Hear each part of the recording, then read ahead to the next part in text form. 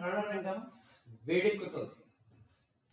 అయితే బీహార్ ఎన్నికల్లో ఈసారి కొత్త పాత్రధారి ప్రశాంత్ కిషోర్ ఈ ఒక విచిత్ర వీరుడు చాలా కన్నింగ్ వేషాలు వేస్తూ నాటకాలు వాడుతూ కొత్త కొత్త మసాలాలు జోడిస్తూ తాను ఒక ఎన్నికల వ్యూహకర్తగా భారతదేశంలో ఒక పేరును సంపాదించుకొని ఆంధ్రప్రదేశ్లో జగన్మోహన్ రెడ్డి గారికి, బెంగాల్లో మన మమతా బెనర్జీ గారికి కాలు ఇరిగినట్టు నాటకం ఆడించి, కోడికత్తి నాటకం జగన్మోహన్ రెడ్డి గారితో ఆడించి చాలా విచిత్ర విన్యాసాలు చేయించి ఒకసారి గెలుపు సాధించారు. ఇప్పుడు తన దగ్గరికి వచ్చేసరికి ఎలాంటి నాటకాలు ఆడాలా అని ఆడుతున్నాడు. ఈ నాటకాలు ఆడటంలో ఆయన చేసేటువంటి విద్య ఏంటో తెలుసా? బీజేపీని నిందించడం. ఈయన చాలా విచిత్రమైనటువంటి నాటకాలు ఉంటాయి. ఏమిటంటే సానుభూతి పెంచుకోవటం. ఈ సానుభూతి పెంచుకోవటంలో ఎలాంటి సానుభూతి తెలుసా అండి? బీజేపీ మా యొక్క అభ్యర్థుల్ని బెదిరించింది అని చెప్పి ఒక తాను విక్టిమ్ అయిపోయినట్టు, తను బాధపడుతున్నట్టు ఒక విచిత్రమైనటువంటి వాతావరణాన్ని సృష్టించేటువంటి ప్రయత్నం చేస్తుంటాడు. ఎందుకు ఈ సానుభూతి? తాను ఏమి చేస్తాడు, ఏమి చేయగలను, ఇప్పుడు ఉన్నటువంటి గవర్నమెంట్ కంటే ఎంత అద్భుతంగా తాను చేయగలను అనేటువంటి ప్రగతికి సంబంధించిన మాటలు మాట్లాడటం లేదు. కేవలం అత్యంత సౌకబారు ట్రిక్స్ ఉపయోగిస్తూ తనను బీజేపీ బెదిరించింది అన్నాడు కదా.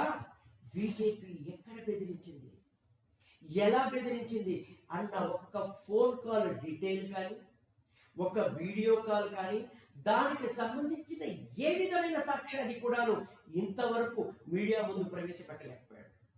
కేవలం మీడియా ముందు మమ్మల్ని బీజేపీ బెదిరించింది అని బీజేపీని ఒక విలన్గా చూపించే ప్రయత్నం చేస్తున్నాడు. కానీ బీహార్ ప్రజలు ఎట్టి పరిస్థితుల్లో నమ్మరు. ఎందుకు అని అంటే భారతీయ జనతా పార్టీ అనేది దాని పేరులోనే పెట్టుకుంది.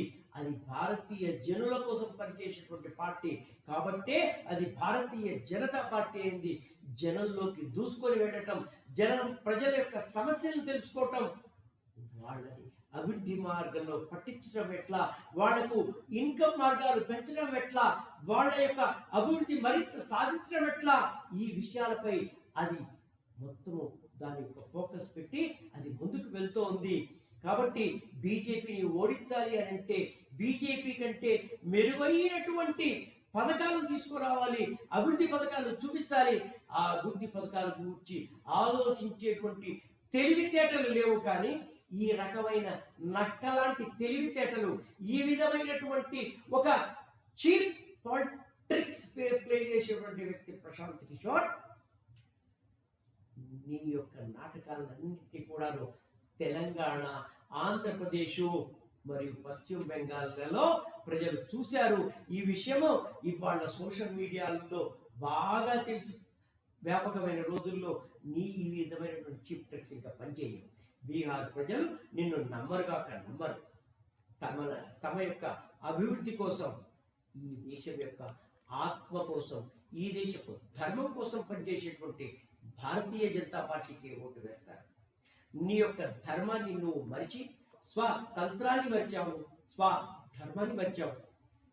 నీ ధర్మాన్ని మరిచి నెత్తి మీద టోపీ పెట్టుకొని నాటకాలు వేసుకున్నావు. నీ యొక్క తంత్రాలు మరిచి విభజించి పాలించు అనేటువంటి బ్రిటిష్ వాడి తంత్రాన్ని పాటిస్తున్నావు. అందుకనే కులాల విభజన పెట్టి, కులాల గోల పెట్టి, తద్వారా హిందువుల్ని విడదీసి వాళ్ళని నీ వైపు లాక్కోవాలని ప్రయత్నం చేస్తున్నావు. ఈ విధమైనటువంటి పిచ్చి నాటకాలకు స్వస్తి చెప్పి అభివృద్ధి పథకంలో వస్తావని ఆశిస్తున్నాము. నువ్వేదో మేధావి అభివృద్ధి పథకాలు తెస్తావనుకుంటే నువ్వు కూడా సూడో సెక్యులరిస్ట్ లాగా నెత్తి మీద టోపీలు పెట్టుకొని కుల ఘర్షణను చిత్రీకరిస్తూ ముందుకెళ్తున్నావు. ఇంకా నీకు, కాంగ్రెస్కు, ఆర్జేడీకి తేడా ఏముంది ప్రశాంత్ కిషోర్? ఈ విషయాన్ని బీహార్ ప్రజలు చాలా స్పష్టంగా, సునిశ్చితంగా గమనించారు. నీ ఓటమి తథ్యం.